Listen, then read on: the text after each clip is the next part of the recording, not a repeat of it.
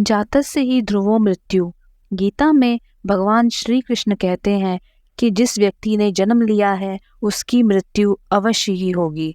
और हमारे सनातन धर्म में भी यही माना गया है कि किसी व्यक्ति के जन्म से पहले ही यह तय हो जाता है कि उसका जन्म कहाँ होगा, उसके माता पिता कौन होंगे, उसका विवाह किसके साथ होगा, यहाँ तक कि ये भी तय हो जाता है कि उसकी मृत्यु कहाँ होगी और कब होगी। सभी धर्मों में मृत्यु को एक अटल सत्य माना गया है और जिसने जन्म लिया है उसे एक न एक दिन मरना ही है। सभी का जीवन और मृत्यु भगवान के हाथ में ही होता है। जीवन में अपने कर्मों के अनुसार ही जन्म लेना पड़ता है और कर्मों का एक चरण पूरा करने के बाद अगले चरण के लिए जन्म लेना पड़ता है। इस तरह जन्म मृत्यु का चक्र एक के बाद एक घूमता रहता है बिना मुक्ति के।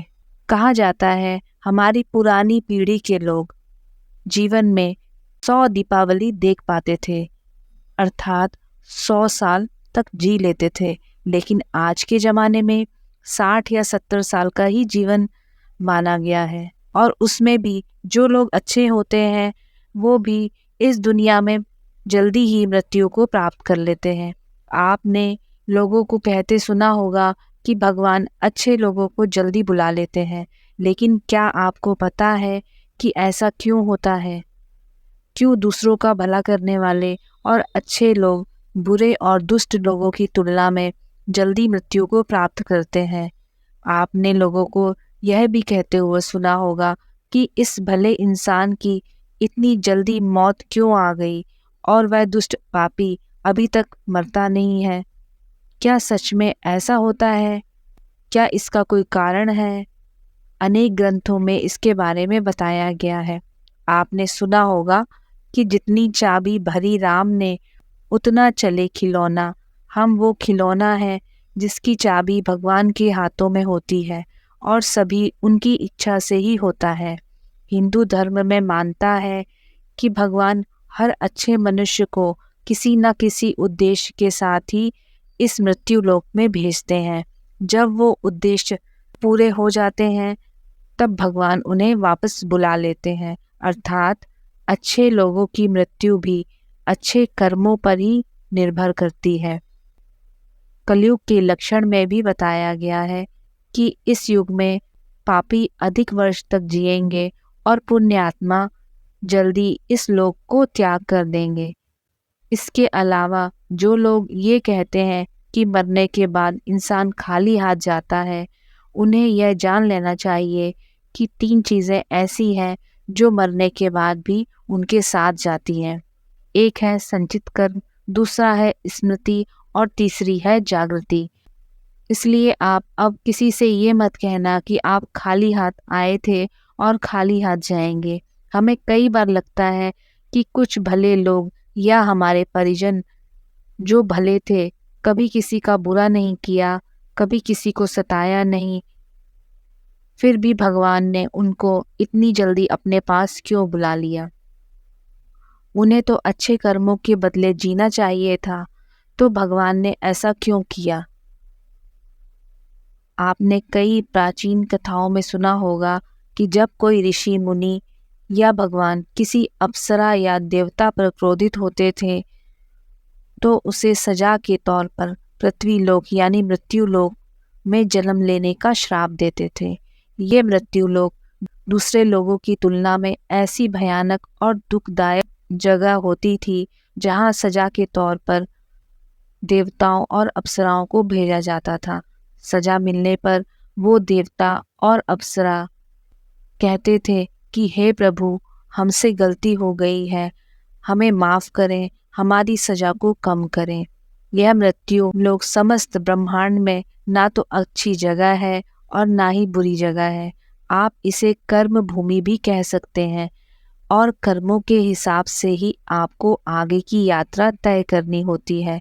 जब हम जन्म लेकर यहाँ आते हैं तो हमें इस मृत्यु लोक की माया जाल और मोह माया घेर लेती है और हमें यह मृत्यु लोक अच्छा लगने लगता है। हमें इस मृत्यु लोग और यहाँ के रहने वाले लोगों से मोह हो जाता है। हम इस मृत्यु लोक को छोड़कर जाना नहीं चाहते और हमारा कोई साथी इस लोक को छोड़कर चले जाता है तो हमें बहुत दुख होता है। जब किसी इंसान की मौत होती है तो वह जीवात्मा यमराज के पास जाती है और वहाँ अपने कर्मों का लेखा जोखा करती है। उसमें देखा जाता है कि उस जीवात्मा ने कितने अच्छे कर्म किए हैं या बुरे कर्म किए हैं। बहुत लोगों को सताया है, लूटा है, दुख पहुंचाया है। दूसरे जन्म में भी उस सभी के साथ हिसाब चुकता करना है और उसी कारण उस जीवात्मा को लंबा जीवन काल मिलता है। यदि जीवात्मा ने अच्छे कर्म किए हैं तो उसे अगले जन्म में कम सांसें दी जाती हैं। कई लोग कहते हैं कि अच्छे काम करने वालों को लंबा जीवन देना चाहिए और बुरे काम करने वालों को कम जीवन देना चाहिए। लेकिन भगवान ने जो व्यवस्था बनाई है वह सही और उत्तम है, क्योंकि इस मृत्यु लोक में रहना और जीवन व्यतीत करना हमारा लक्ष्य नहीं है। हम जीवात्माओं का अंतिम लक्ष्य तो परम पवित्र बनकर मोक्ष प्राप्त करना है और परमेश्वर का सानिध्य प्राप्त करना है। हर एक जन्म के साथ हमें अवसर मिलता है कि हम अपनी चेतना के स्तर को अच्छे काम करके ऊपर उठाएं, क्योंकि हम बुरे काम करते हैं तो हमारी चेतना का स्तर नीचे जाता है और हमें कई 100 सालों तक इस मृत्यु लोक में दुख झेलना पड़ता है। कहा जाता है कि एक जीवात्मा को 84 लाख बार इस संसार सागर के चक्कर काटने पड़ते हैं, जब जाकर उसे मोक्ष मिलता है। लेकिन जो जीवात्मा अच्छी होती है, भले काम करती है, वह जीवात्मा जल्द से जल्द शुद्धता प्राप्त कर लेती है और कुछ ही जन्मों के बाद मोक्ष प्राप्त कर लेती है। इसलिए परमात्मा उनका जीवन काल कम रखता है ताकि वह जीवात्मा इस मृत्यु लोक के कष्टों को कम सहन करे और परम धाम में जाकर परम शांति और परम आनंद को प्राप्त करे। और जिस जीवात्मा ने मृत्यु लोक में बुरे काम किए हैं उसे इस मृत्यु लोक की यातनाओं को ज़्यादा देर तक सहन करना है और कई हजारों लाखों जन्मों के बाद ही उनकी आत्मा पवित्र होती है, तब जाकर उन्हें परम धाम की प्राप्ति होती है। हमारा इस मृत्यु लोक में जन्म किसी न किसी उद्देश्य से होता है और जब यह उद्देश्य पूरा हो जाता है तो भगवान हमें वापस बुला लेते हैं। ऐसा नहीं है कि सभी लंबा जीवन जीने वाले लोगों ने पूर्व जन्म में बुरे काम किए हैं, लेकिन वह अभी जीवित हैं, तो इसका मतलब यह है कि उनके जीवन का उद्देश्य अभी पूरा नहीं हुआ है। तो आप समझ गए होंगे कि अच्छे लोगों की मृत्यु जल्दी क्यों हो जाती है और हमारे जो प्रियजन थे और उनकी मृत्यु जल्दी क्यों हो गई। वो एक पवित्र आत्मा थे और जितने दिनों तक हमें उनका सानिध्य प्राप्त हुआ वह हमारा सौभाग्य था।